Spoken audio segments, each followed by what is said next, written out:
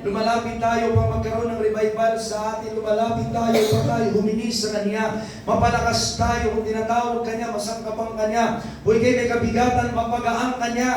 Kung kayo may sakit, magamot Kanya. Can we say amen? Amen. Yan ang nais ng Diyos. Lumapit sa Kanya. Kaya lang kagaya ng awitin, mga kapatid sa Panginoon, ang sabi ng Panginoon ay ialay natin ang ating buhay sa Panginoon.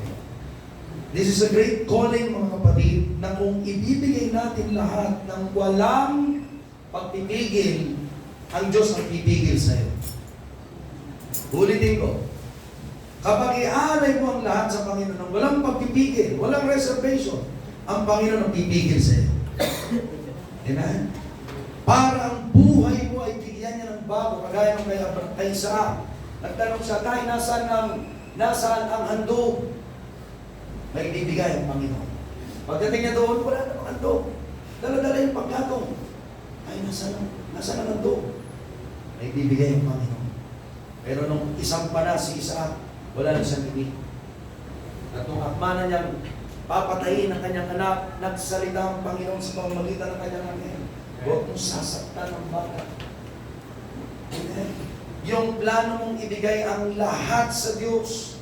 Ang Diyos sa kanyang pagpigil ay para bigyan kanya ng bago at buong buhay na may galak at may kapayapaan mula sa Panginoon. Can we say amen? Amen. Magagawa ng Diyos. Nagawa ng Diyos sa amin, magagawa ng Diyos sa iyo.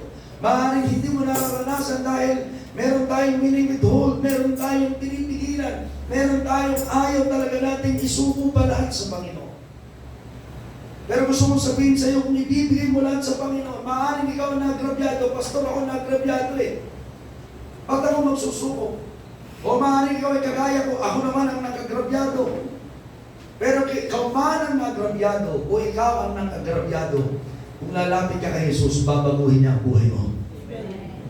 Sabi niya sa ating teksto, mga kapatid, Matthew chapter 11, verse 28 to 30, magsiparito kayo sa akin. Kayong lahat na napapagal at nabibigat ang lubag ay aking pagpapahingahin, pasanin ninyo ang aking pamatong, mag-aral kayo sa akin. Nandito yung requirements mag-aral kayo sa akin. Some of us come to church, but we don't learn. Hindi tayo nag-aaral sa sinasabi niya. Pag sinasabi na mag-aral, papayagan mong ayusin niya yung dati mong pag-iisip. Tatanggapin mo ang kanyang payo. Oo ka sa gusto niya, hindi yung gusto mo, Lord. Ito ang gusto ko eh. Dapat ako masunod. Hindi. Sabi ng Panginoon, mag-aral kayo sa akin. Sapagat ako'y maamot, mapagpakumbabang puso, masusumpungan ninyo, kapahinga ng inyong kaluluwa, sapagat malambot ang aking pamatok at magaan ang aking pasan. Tayo mo na yung manalangin, dakilang Diyos. Kami pong lahat, Panginoon, kita mo ngayong umaga, hindi lamang dahil mainit ang panahon, kundi Panginoon, ang bawat isa ay may usapin. At sa bawat usapin ng aming puso, ikaw nakababasa. Lumalapit po kami, Panginoon. God, akin din inilalapit ang bawat isa. Tulungan mo po kami, Panginoon. At ibsan, O Diyos, ang aming mga puso, gamutin at sangkapan, panibago ng lakas at galak, na kami ay tatayo mula sa upuan, Panginoon, na may pagpupuri, na kami ay pinagpala mo, kami sinagot mo, binigyan ng pag-asa at katiyakan sa aming mga tanong, Panginoon. Gaya ng iyong pangako, bibigyan mo kami ng kapahingahan. Panginoon, ibuhos mo sa iyong mga anak na dinala mo sa oras na ito. At sa buong maghapon ito na nag-aasam ng kaluwalhatian mo, Panginoon. Hipuin mo sila ngayon pa lang. Ginagamot mo na sa pangalan ni Jesus. Amen. Palakpakan natin ng Panginoon. Natatandaan mga kapatid, amen, ang nangyari sa isang binata, hallelujah, 2006, dumating siya mula probinsya para magtrabaho dito sa Maynila. Marami sa atin galing sa probinsya. Sino hindi galing sa probinsya? Baliktarin ko yung tanong. Sino hindi galing sa probinsya? Wala tayo galing sa probinsya.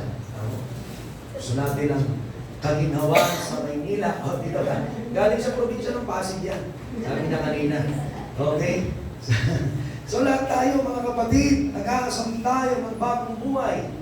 Pero nasumpungan natin iba dito sa Maynila. Amen? Pagdating ng 2008, ang binatang ito nag-asawa, nagkaanak. Hallelujah! Hindi niya alinta ng maraming tukso. Sa paligid niya, sa palibot niya, malakas ang loob ng taong ito. Natutunan niya ito sa kanyang mga magulang. Malalakas ang loob.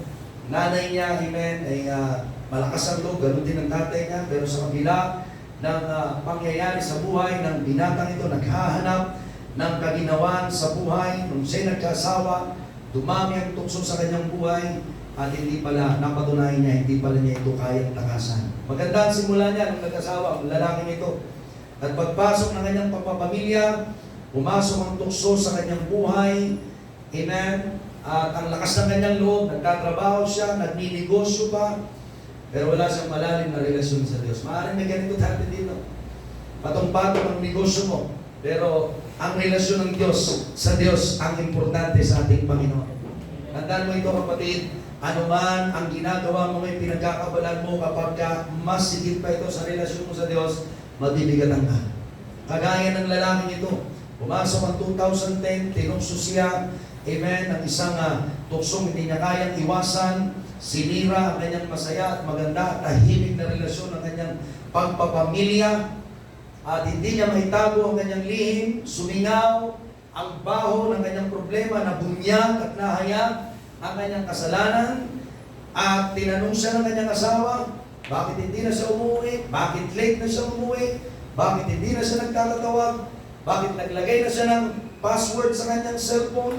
Bakit pang binata na ang suot niya kapag siya ilalabas? Bakit kulang na ang sustento? Amen, ang lalaking ito, at walang magawa si ninyo. Ako pala yung kinikwento ko. Walang magawa, mga kapatid. At pinaghihinalaan siya ng kanyang asawa.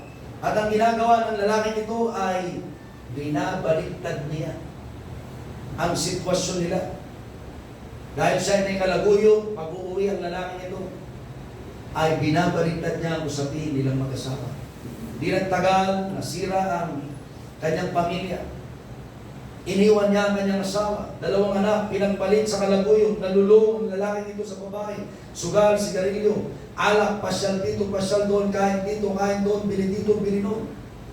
Amen. Nakaipon siya ng gamit sa kanyang sariling bahay, sa kanyang kalaguyo, kahit na naghihirap ang kanyang asawa at mga anak. Nagkasakit sa balat, sugat-sugat sa katawan, nahubos ang ngipin, nadala sa ospital palagi.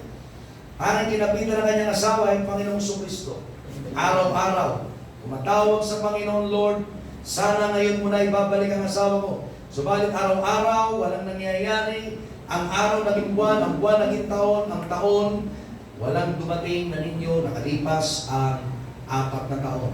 Sa kabilang banda, sa loob ng 4 na taon ng lalaking ito, kalahati, 4 na taon kalahati, tinamasa niya, pabayaran ng kanyang kasalanan, maraming perang nasayang, sa kanyang paghiwalay at pag-iwan sa kanyang asawa at anak, maging ang kanyang magulang, amen, ang kanyang iniwan ang Diyos.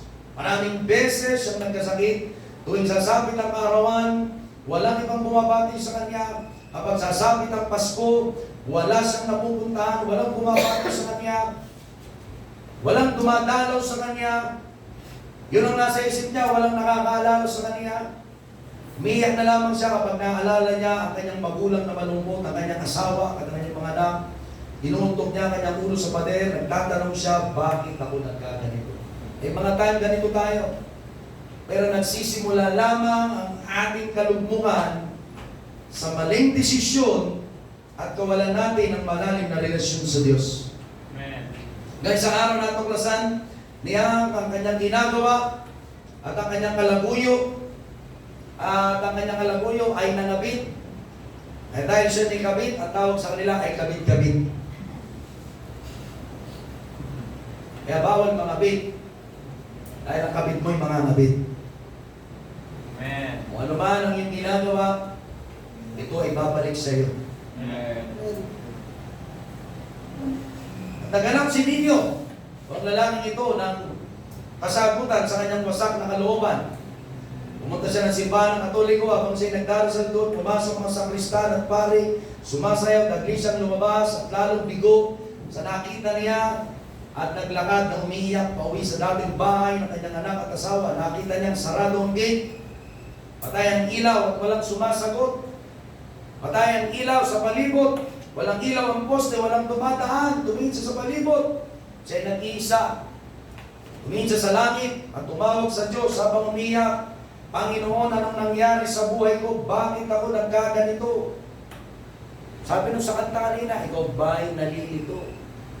Nagtanong ako noon, bakit ako nagkaganito? Pero alam mo, ang aking pinagsimulan. Pinatulang ko isang tukso na dapat hindi ko pagbigyan. Amen. Ikaw ba'y nalilito? Ba't ka pumasok sa tukso?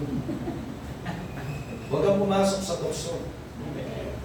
Habang siya umiiyak na nagtatanong sa Diyos, biglang umulan, umuwi siya, pag-uwi niya, natignan niya muli ang kanyang kalaboy na natutulog, kinuha niya ang kanyang belt, pumunta sa siya, nagsimula siyang magbigti, dumating ang diwa ng Diyos na nagsasabi, hindi sa iyo buhay na kinukuha mo akin yan.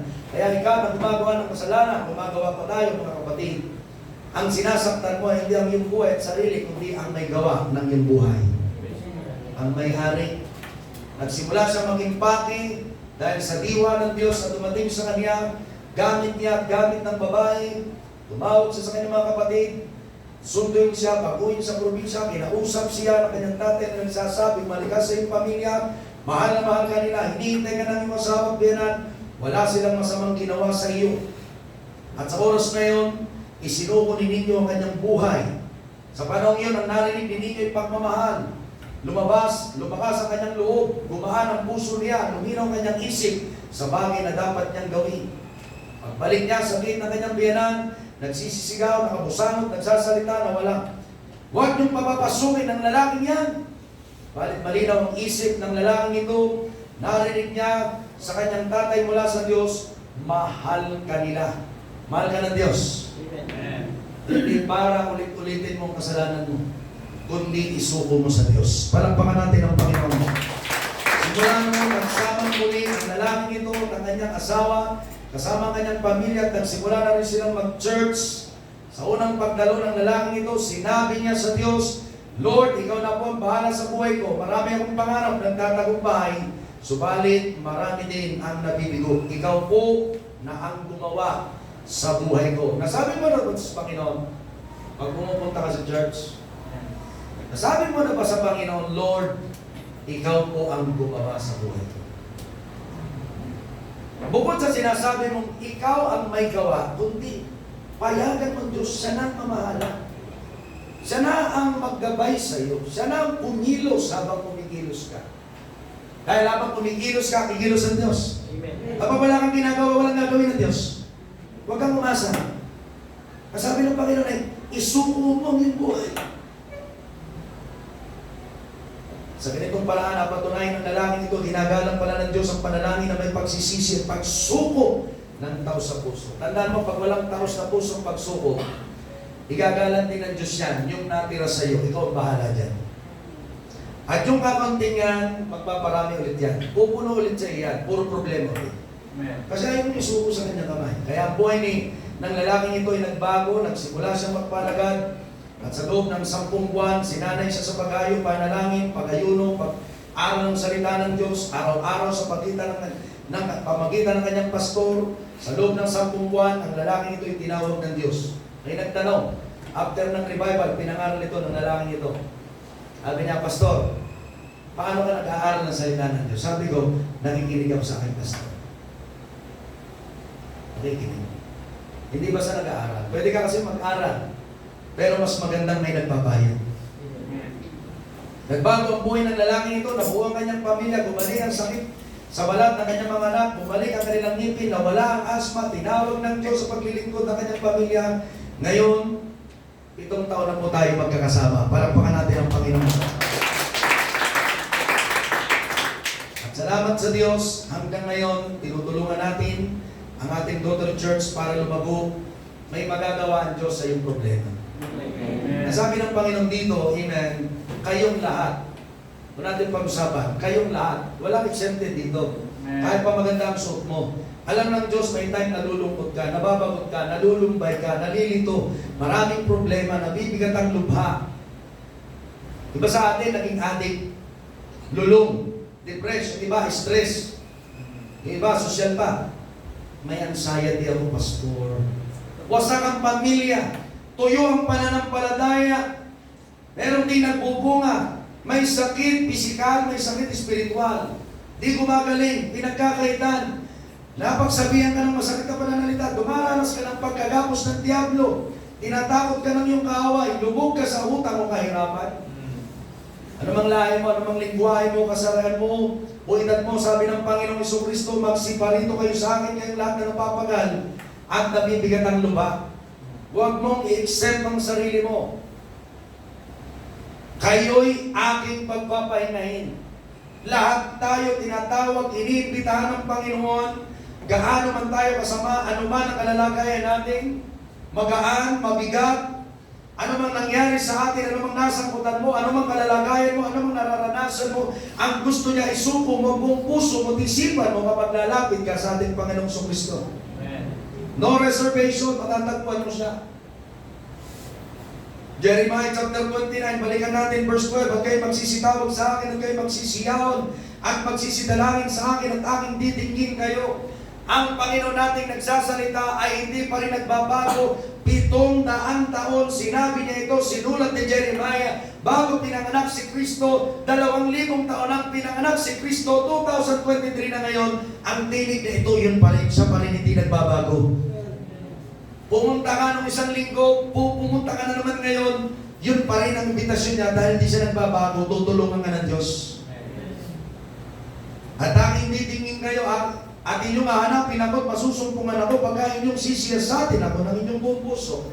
Siyasatin mo muna ang iyong puso mo. Saang bahagi merong bagay na di binagkakaloob sa Diyos.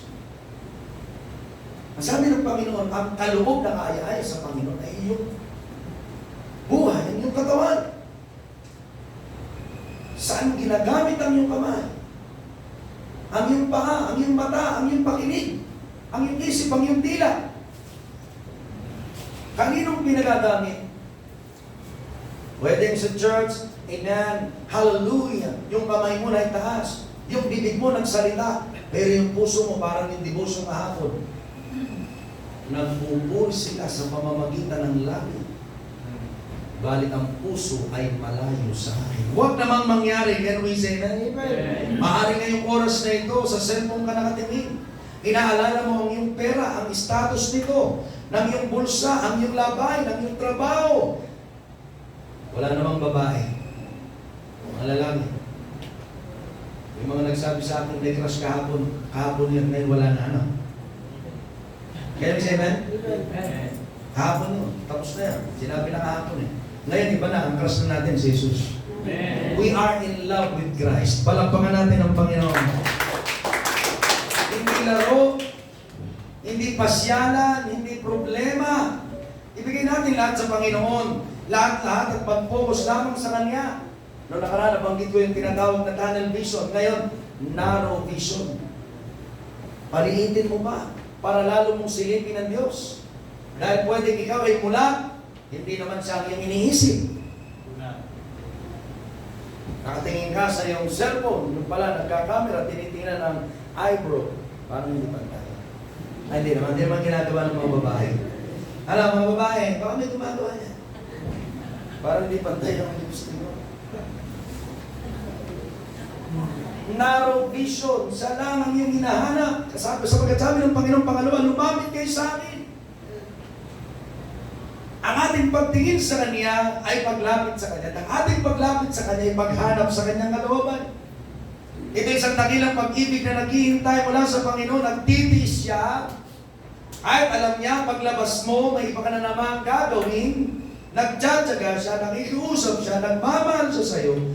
Handa ka niyang patawarin upang unti-unti kanyang mabago habang tinatanggap mo ang kanyang payo. Pero kapag sinasaraduan mo ang iyong puso sa kanyang mga payo, mga kapatid, dala-dala mo ang kabigatan sa puso mo. Kaya yung status mo, same. Nakalagay. Status, same. Nakita na kayo ganun? Iba yung iba, status. Yung iba, ilalagay in relationship. Di ba naman ay same. Walang nagbago. Tayo araw-araw convert. Amen. Araw-araw tayo binabago. Amen. Araw-araw tayo nagsusuko sa Diyos sapagkat ang Panginoon kapag nagsabing lumapit kayo sa akin, meron tayong isusuko. Amen. Susuko mo yung problema, ang yung kasalanan, ang yung pinagdadaanan, ang yung dinadala o kabigatan. Amen. Hindi sabi ng Panginoon, lumapit kayo sa akin, pero dala-dala mo lahat. Para kang sisip ba yun, sinora ba yun, o sasahog. Pasang ko ang daigdig. Kaya kahit tono mo. Kapag sinabi niyang lumapit kayo sa akin, meron tayong iiwan at tatalikuran. Bukod sa isusuko ay iiwan at tatalikuran. Lumang pagkatao, lumang pag-uugali, lumang lakad. Pagnanasa, Amen. hindi natin pwedeng dalahin ang ating dating kagustuhan habang nais natin isaayos tayo ng Diyos. Yes, God, build me, mold me. Ikaw pa rin yung dati. Tandaan mo, babasagin ka ng Diyos. Amen. Kung gusto mo na ayusin, babasagin ka muna. Kaya nung ako ibalik, binasag ako ng Diyos. Nagkaroon ako ng kahihiyan sa aking pamilya. Nagkaroon ako ng panibagong pagmamahal. Kaya may mga nagtatanong sa asawa ko, totoo bang nagbago ng asawa mo? Kabilis naman. Sa Diyos, walang imposible. Amen. Dahil pag hindi tayo nagbago, pero gusto natin iayos tayo, marupok pa rin tayo. Tuna. Kaya ikaw, pagka yung tinukso ka, Pastor, marupok lang ako. Nahulog sa tukso. Mali, ikaw pa rin yan dati. Amen. Ang tunay na anak ng Diyos, ibinibigay lahat sa Panginoon upang ikaw ay maging bagong masa. Amen. Amen? Bagong putik.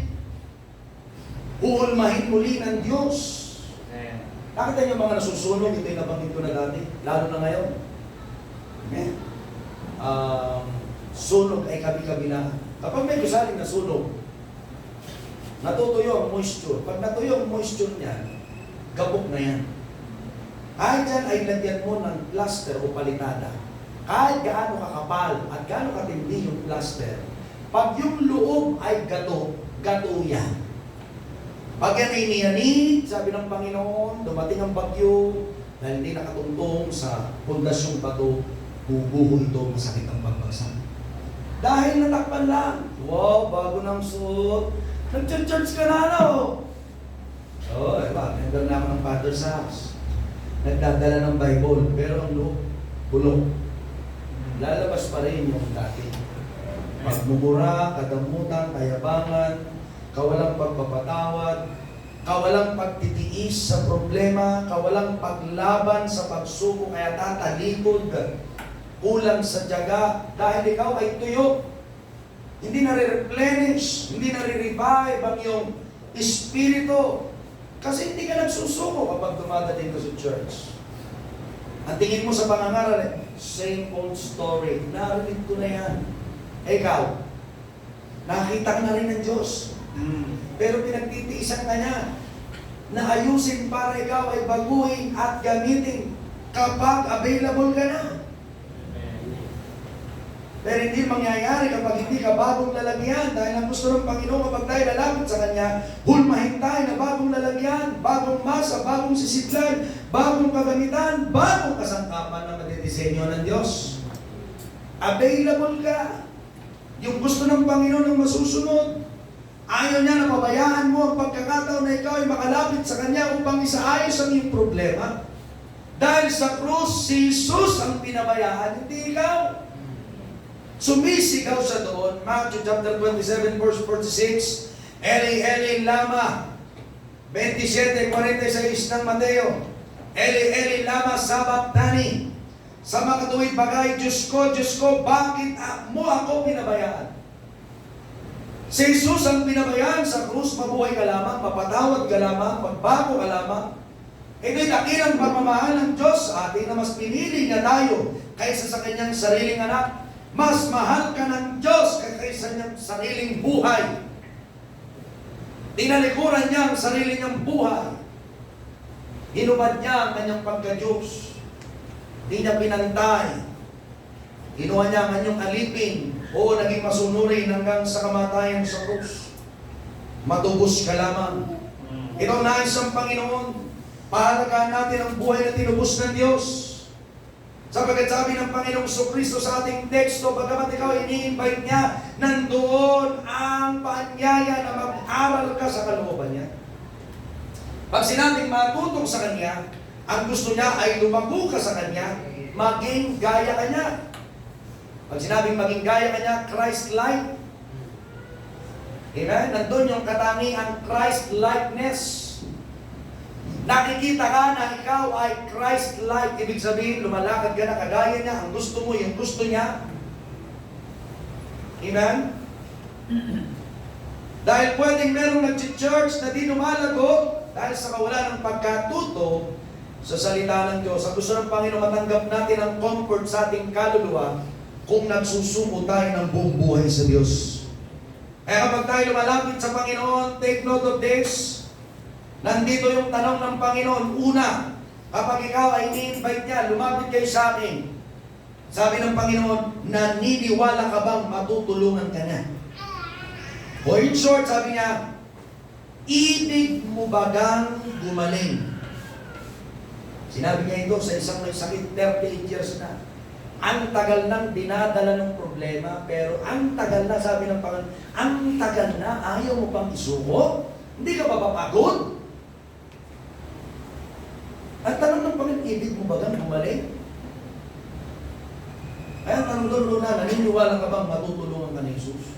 Dapat gano'n, paglalapit ka sa Kanya, kaya kayo ni-invite, meron kang pananampalataya, may magagawa ang Diyos. Dalawang bulag ang tinanong ni Jesus ng ganito. Nasabi ng Panginoon, sumasampalataya pa kayo na magagawa ko ito. Kasi mayroong lumalapit, hindi naman sumasampalataya. Kaya ang tanong ng Panginoon, nagtatanong muna siya eh. Oh, sige. Naniniwala ba kayo, magagawa ko ito? Kasi ang gusto mo, ayusin ang Panginoon, pero ayaw mong pumilos ang Diyos eh. Sige Lord, gawin mo lang yung pinakamabuti sa akin, pero ako masusunod. Hindi pwede. Dapat ang pagtitiwala mo, nasa Kanya lang. Ganun isip na. Pangalawa, sinasabi mo ba ang isakto mong kailangan at kalalagayan sa Diyos? Oo, alam ng Diyos ang iyong kalalagayan. Pero gusto ng Diyos, sabihin mo sa Kanya kung anong yung tunay na kailangan. Nandun yung babaeng balo, lumapit at laging lumalapit sa isang hukom na walang takot sa Diyos araw at gabi. Anong sagot ng hukom? Bibigyan ko na ang gusto ng babaeng ito. Baka araw-araw pa ako nitong kulitin. Mga kapatid, sa Panginoon, kailangan nating igiit, pangatlo, ang kailangan natin sa Diyos. Hindi yung di lamang dumating ang kailangan mo, ayaw na. Wala namang nangyayari. Pero yung babaeng balo, napipigilan ng maraming tao, hinaharangan si Jesus, pero yung 12 ng dinudugo, mahawakan ko lamang ang kanyang laylayan, ng kanyang damit, gagaling ako. Hindi lamang siyang naniwala na may magagawa ang Panginoon. Hindi lamang niya ipinararating sa Panginoon itong nangyayari sa akin, kundi iginiit niya ang kanyang kailangan sa Panginoon. Ang apat, ipinaglalaban ang kanyang kailangan. Pinaglalaban. Mga kapatid sa Panginoon, kailangan natin, mga kapatid, na gawin ang nais ng Panginoon. Di lamang kagaya ng 12 dinudugo, 12 taon. Andun yung Seropinisa. Aso ang tawag sa kanya. Pwede bang makita ng Panginoon niya yung umaga na nagpapakumbaba sa kanya? Hindi mo lang ikinikiit. Huwag mong kabalayan ng guro. Huwag mong kabalayan ng Panginoon. Hinaharangan ng mga alaga. Tumigil ka! Mahina yung pagtawag. Sabi naman ng Panginoon, aso! Aso! Nariginit niya. Lumapit ng may pananampalataya. Sinabi ang saktong kailangan. Iginiit ang pangangailangan. Ipinaglaban ang pangangailangan. Nagpapakumbaba. na lumalapit sa Panginoon. Ginagawa ba natin ito, mga kapatid? Kung itong ating ginagawa, tandaan mo, kagaya na ay nabanggit nung nakaraan, you will never go alone if you come to Jesus. Sabi ng Panginoon, lumapit kayo sa akin, hindi na kayo mag-iisang muli. Sasamahan ka ng Panginoon. Lalo na sa iyong problema. Magtingin ng isang lalaki, Panginoon, akala ko kasama kita. Bakit iisang landas na ang nakikita ko sa buhangin na? Ang sagot ng Panginoon, nung may problema ka, buhat-buhat kita. Landas ko ang iyong nakikita. Buhat ka niya. Nung nabibigan ka, nung mahina ka, siyang nagdadala sa iyo. Nung hindi mo alam ang gagawin mo, siyang nagtuturo sa iyo. Nung nasa landas ka ng dilim, siyang liwanag mo. Hindi ka pinabayaan ng Diyos. Kapag lumapit ka sa Kanya, mga kapatid, hindi ka magugutom muli, hindi ka mauuhaw muli. Kapag lumapit ka sa Panginoon, hindi ka na matatakot muli sapagkat sasamahan ka sa paglakad ng Panginoon. Pag-uli, kapag ikay lumapit kay Jesus, tuturuan ka sa paglapit mo sa Panginoon. Sino gustong turuan ng Panginoon? Amen. Sabi ng Panginoon, mag-aral kayo sa akin. Kailangan natin humingi ngayong umaga ng pusong natuturuan. Sabihin natin, pusong natuturuan.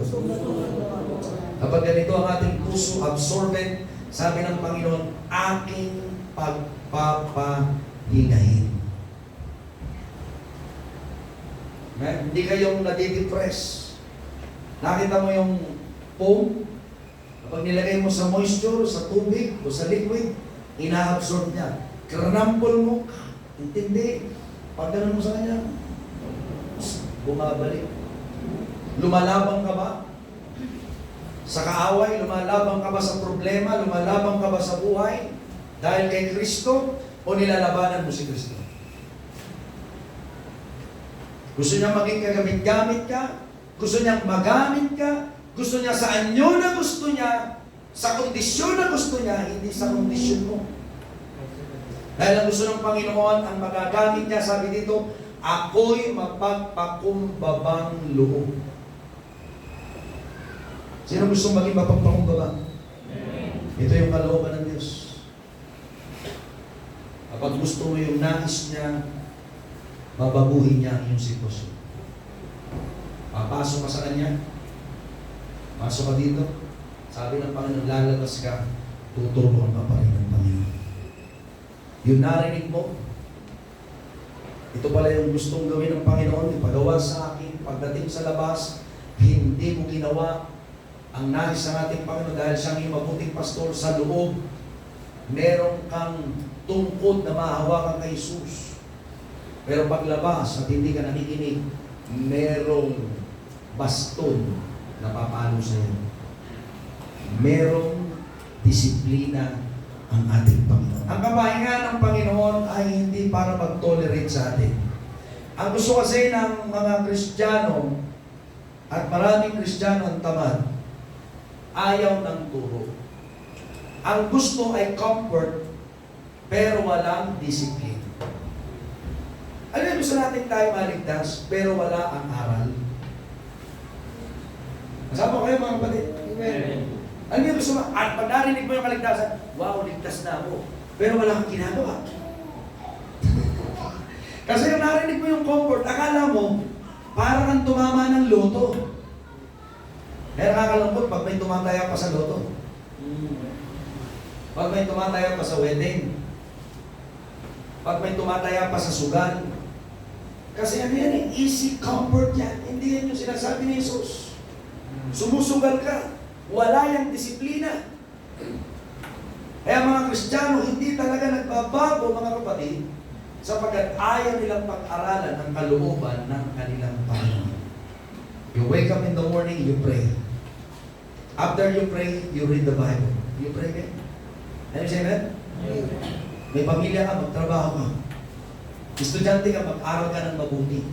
Magtapos ka habang nag-aaral ka. maging responsable ka sa iyong tinatangkilik. Can we say that? Anak ka ng Diyos, lumakad ka sa kalooban niya. Magpatotoo ka. Good works yan, pastor. Ang gusto mo, faith without works. Ang gusto mo, salvation without works, without evidence, without testimony, you are not saved. Ang buhay na may kapahingan sa Panginoon, you are under grace. Natanggap mo ang kagamutan sa Panginoon, darating ang pagpapala, pero gagamitin mo ang lahat ng darating mula sa Diyos, gagamitin mo ng may pananagutan. Gagamitin mo ng responsable. Gagamitin mo ng may katalinuhan. Hindi mo sasayangin ang iyong buhay. Kaya yung tunay na may kapahingan sa Panginoon, naintindihan ng kalooban ng Diyos.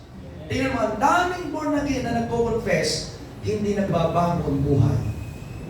Sa status ng pag-aasawa, pamamahala sa anak, paghawak sa pananalapi, sa trabaho, sa negosyo, pakikitungo sa kapwa, why? Ang naintindihan natin, yung comfort na ito, ay comfort lang na akala natin. Na walang problema ang buhay natin.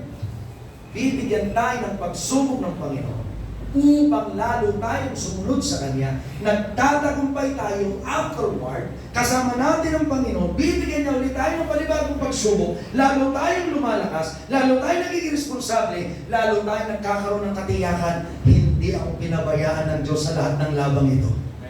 Hindi ako iniwan ng Panginoon. Tinuruan niya ako. Nagbabagong ugali mo, nagbabagong pagkatao mo. Kasi akala natin, yung kapahingahan natin, na alam mo yun, nakahamok. Alam niyo hamok? Yung nakaduyan. Comfort, di ba comfort ang hinahanap natin? Sabi ng Panginoon, I will give you comfort, but learn from me. Learn from me. You will be responsible enough. You will be accountable enough. You will grow. Sabi ito sa ating pag-aaral kanina. Amen? You will grow. And lastly, you will shine. Palakpakan natin ang Panginoon. Nakikita na ba? Wow, iba ang ginawa ng Diyos sa buhay ng tao ito. Nagbago talaga to. May natutunan sa salita ng Diyos. Can we say that? Sabi ng Panginoon, hallelujah, ako ang pintuan. John 10:9. Ang sino mang taong pumapasok sa akin o pumasok sa akin ay siya'y maliligtas. Pansinin niya ha? Pansinin niyo muna. Kapag pumasok ka sa kalooban niya, ibig sabihin pumasok, yes Lord, iiwan ko yung dati, kung ano yung gusto mo, sige po, pamahain mo ako dyan, yan ang susundin ko. At ang sabi dito kasunod ay, lalabas, paglabas mo, makakasumpong ka ng pastulan. Sa pastulan ng mga tupa, may pastor. Kung saan pumunta ang mga tupa na hindi dapat pupuntahan yung pastor nandun, dala-dala yung pamalo. Balik. Pag gutom sila, takbuhan yung mga tupa. Hindi sila pupunta kung kani-kanino, kung saan-saan, kung dito sa aral ng ating Panginoon. Sa original na pastulan. Hindi mamamasyal kung saan-saan, hindi pupunta kung saan-saan aral. Amen?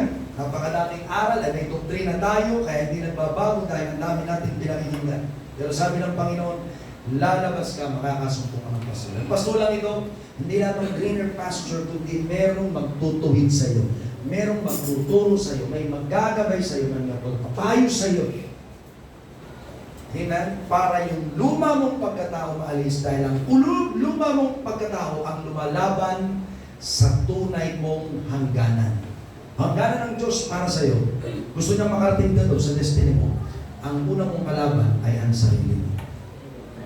Dahil ayaw mong sumunod sa panawagan ng Diyos sa iyo. Tandaan mo ito, sabi ng Panginoon, bago tayo pumigil. Revelation chapter 3, verse 20. Narito ako'y nakatayo sa pintuan at tumutuktok. Kung ang sino man ay duminig ng aking tinig at magbukas ng pinto, ako'y papasok sa kanya at hahabong kasalo niya at siya'y kasalo ko. Yung oras na ito, patuloy na kumakatok ang Panginoon. Hindi time para tumalikod, hindi time para manghina, kundi ang kahinaan ay isuko sa Panginoon upang tayo ay mapastulan, magamit, mabago ng ating Panginoon. Ano ba ang hindi mo sinusuko sa Panginoon ngayong umaga? Ibigay mo sa Diyos. Ano ba ang ayaw mong ibigay sa Kanya? Ipagkaloob mo sa Panginoon. Ang kasalanan yan, aminin mo. Huwag mo lang itago dahil yan nagsisingaw. Bigay mo lahat sa Panginoon, may sagot ng Diyos sa iyong pinagdadaanan. Tuon natin mga ulo, pigit natin ang ating mga mata.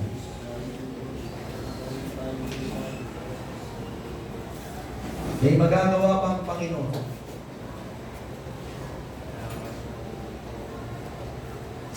Magtiwala ka. May magagawa pang Panginoon. Sabihin mo ang eksakto mong kalalagayan at pangangailangan. May magagawa pang Panginoon. Igiit mo yung kailangan mong yan. Kasusuko, pinaghihintay ka niya para matuto ka, maging matyaga, magsikap, di maging tamad. Ipaglaban mo. Tumawag ka sa Kanya, siya'y sasagot sa iyo. Lumapit ka palagi. Huwag mong iiwan, pababayaan ang relasyon sa Diyos. Paglaban mo, mag-ayuno ka. Magsakripisyo ka. Hamunin mo ang Panginoon. Hallelujah. Higit sa lahat, pakumbaba ka. At hindi isang beses. Pagkatapos, natanggap mo, kailangan mo, aalis ka, hindi. Sabi ng Panginoon, lahat kayo nabibigatan, nahihirapan. Hindi mo kaya kapag wala ka sa Panginoon. Hindi mo kaya kapag wala si Jesus. Amen? Wala kang magagawang banal at matuwid maliban ikaw ay nasa presensya niya. Ang Espiritu niya ay sumasa iyo. Masusunod mo kanyang kalooban. Ang Espiritu Santo ang aaliw sa iyo. Ang gagabay sa iyo at magpapaalala sa iyo. Kung malayo ang kalooban mo sa Kanya, walang mangyayari sa iyo. Hindi ka lalago. Hindi ka matututo ng responsibilidad, pananagutan. Hindi ka susulong, hindi ka magbubunga. Higit sa lahat, hindi ka kikinang, you will not shine.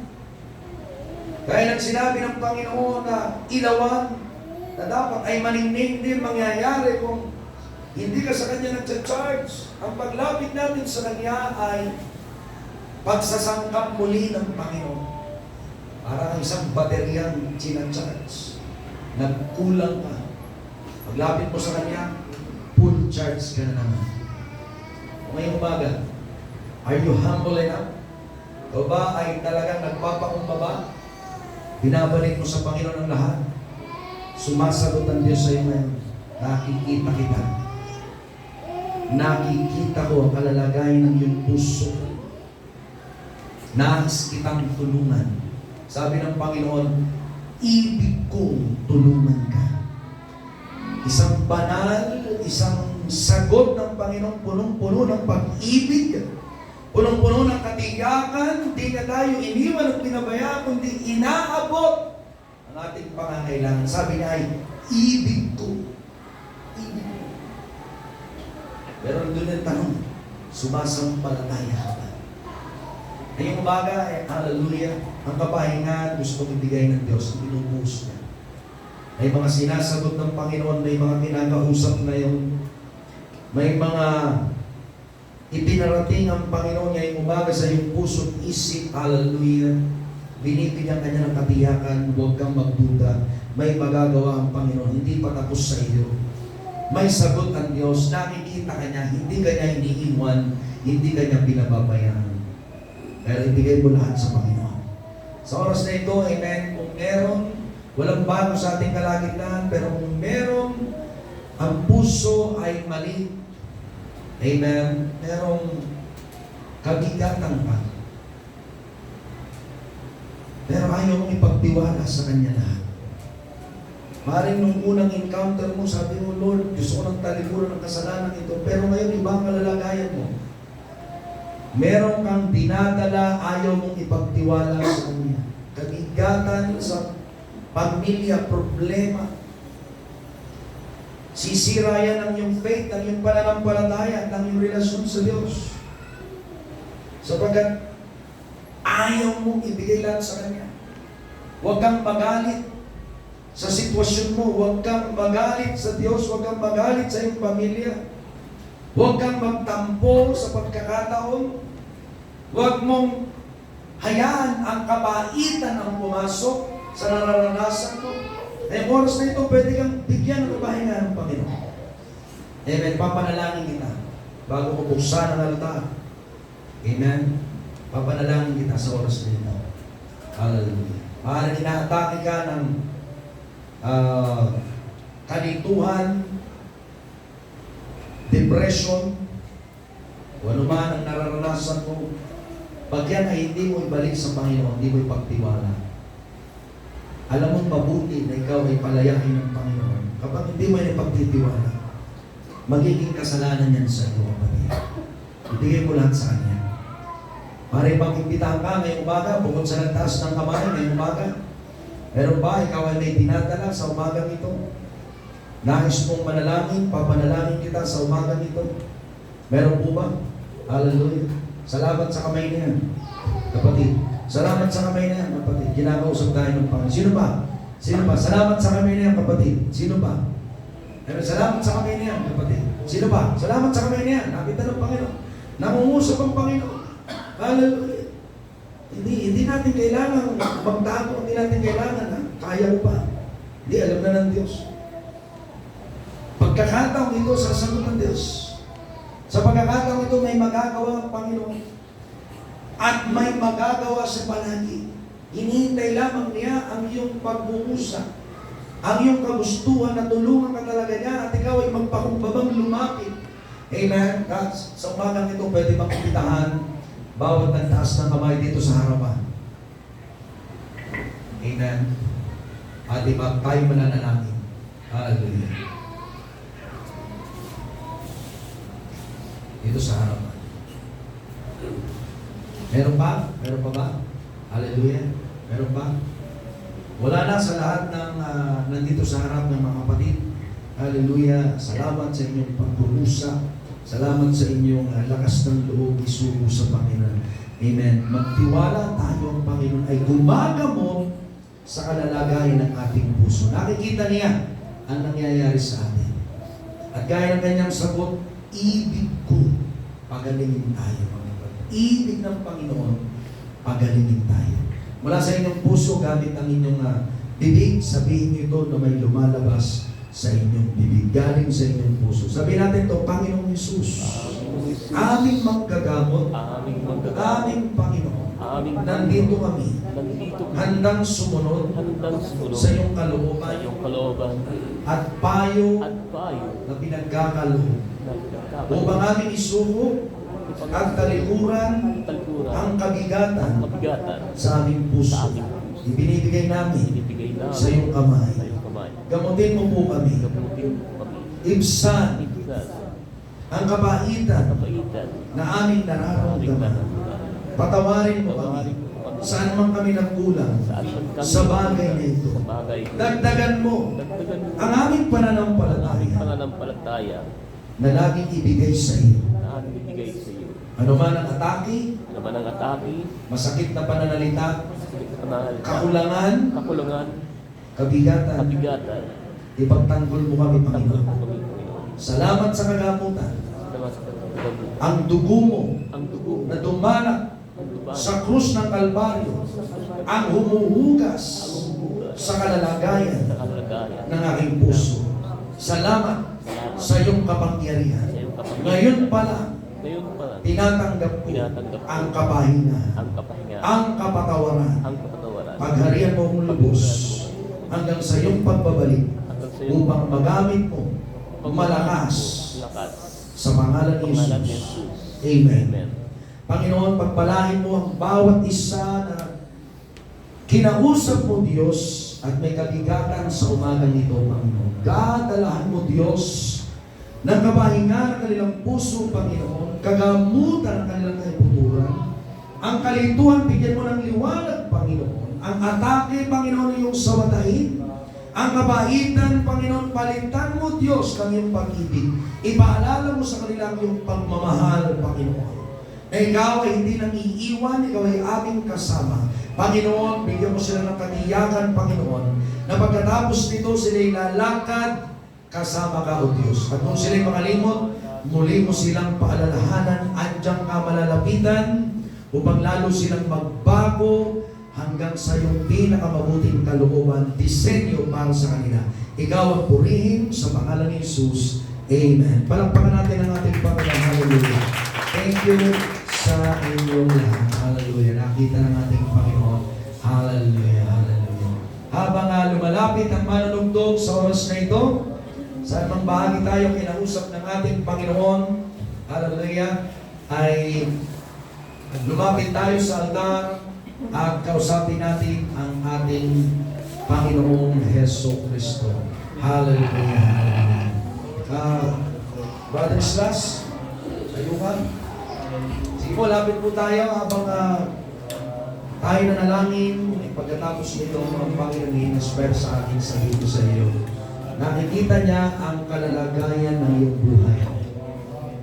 Ang kagalakan, ang Diyos lamang ang makapagbibigay sa pangalan ng ating Panginoon Jesus. Ang kaligayahan sa mundo, sabi ng Panginoon, ay kapos. Huwag mong hanapin sa tao, hanapin mo sa Panginoon.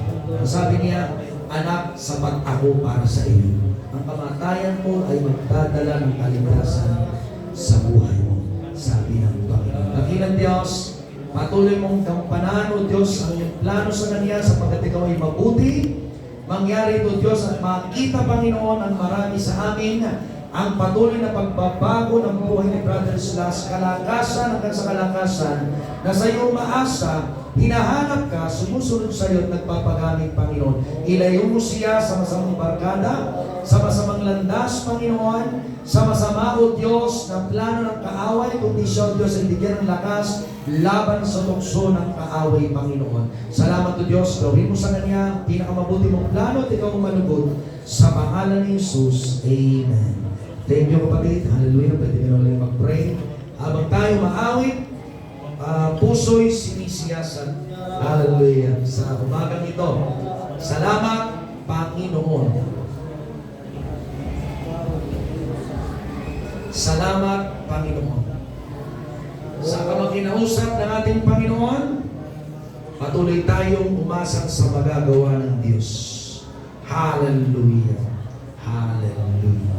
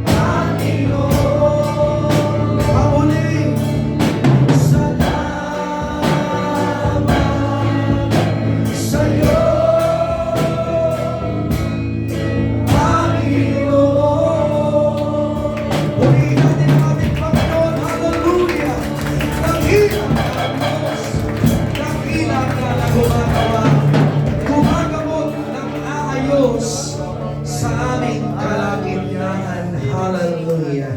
Hallelujah. Marami pang gustong gawin ng Diyos sa ating buhay. Isang araw, isang lalaki ang nabaril. Amen. Pagkatapos siya ay gumaling din, bumalik na naman sa dati. Naging heart killer. Mamamatay tao siya ng mga hinar siya ng politiko. At nagbebenta siya ng droga. Marami na siyang nalalaman ang ginawa sa kanya. Sinaksak siya ng palihim habang siya kasalubong ng isang lalaki. At fatal ang kanyang tama. Dinala sa ospital. Walang dumadalaw sa kanya. Habang tumutulo ang kanyang dugo sa langgana, walang lumalapit sa kanya. Siya ay miyembro ng isang sikat na gang. Mga nang-hold up sa jeep, nang-hold up sa sakyan. Siya ay naging mamamatay tao. Nagsimula siya sa pangumit. Ang umit siya ng bigas sa isang dakot, kakainin ng kanyang pamilya. Dahil ang kanyang tatay nagkasakit, iniwan ng kanyang ina na sumama sa ibang lalaki. Produkto siya ng broken family. Para mabuhay ang kanyang pamilya, dumadakot siya ng pagkain. Hanggang sa yung pagdakot-dakot ng bigas para mabuhay sila, nagnanakaw na siya. Nagsashoplift na siya. Hanggang naging magnanakaw siya. Hanggang sa napasama sa masamang barkada, at yung barkadang nang-hold up, naging leader na siya. Mga kapatid, ang sinasabi kong ito, nung tumutulo ang kanyang dugo, nawalan siya ng hininga. Pero alas 3 ng hapon, bumalik ang tibok ng kanyang puso. Sabi ng mga doktor, ang Panginoon, alas 3 namatay. Ikaw, alas 3 na buhay. Gumaling ang lalaking ito. Paggaling niya, hinanap niya ang Panginoon. Alam niyo kung anong narinig niya? Sa tinig ng Panginoon. Nung habang siya hinuhuli, malakas pa siya. Hindi pa siya ganong ka-edad. Dinatilyo pa lang. Napadaan siya sa isang pastor. Sabi ng pastor, ikaw na nabibigat ng lupa, nahihirapan. Lumapit ka sa Panginoon Sus, pagpapahingahin ka niya. Hindi niya pinansin yung time na yun. Hindi niya alam calling na pala yun ng Panginoon sa kanya. At pinalampas niya ang panahon yun. Lumala ang kanyang sitwasyon. Hanggang siya ay naging pusakal. Pero nung wala na siyang mabalingan, suntulan, Diyos na bumuhay sa kanya mula sa kamatayan. Naalala niya ang tinig na yun. Hinanap niya ang Panginoon. May ginamit sa kanyang isang babae. Nag-outreach, nagwa-one-on-one, ipinag-pray siya ng isang babae nito. Mga nanay, mga kapatid, mga lalaki, kahit di ka pastor, pwede kang manalangin sa iba. Pwede kang mag-akay. Pwede mong sabihin sa kanila, hinahanap tayo ng Panginoon. At dun sa umiyak, umagulol siya, at naalala niya ang pag-ibig ng Diyos. Katapos noon, nagpatuloy na sa Panginoon. At siya'y naging pastor. Ang kanyang pangalan, Pastor Boy Manlabas. Huwag mong pagpaliban ang pagtawag ng Diyos. Hindi porke wala kang problemang nararamdaman akala mo. Pero may ibang pagtawag ng Panginoon, kaya kanya pinalalapit. Ang sabi niya, mag-aral ka sa akin. Pwedeng nabibigatan ka, pwedeng hindi. Pero sabi ng Panginoon, ako'y mapagpakumbabang Lord. Gayahin mo ang Panginoon. Marami pa ang maliligtas. Lumakad ka sa kalooban niya. Hindi ka lang niya gagamutin. Aayusin din ng Diyos ang buhay ng iba. Can we say that? Alam mo, ginamot ka ng Panginoon ngayon. Dalahin mo ang kagamutan yan sa buhay ng mga naliligaw. Palakpakan natin ang Panginoon. Hallelujah. Tapusin tayo sa panalangin ng ating kapatid si Brother James. Palakpakan muli natin ang Panginoon.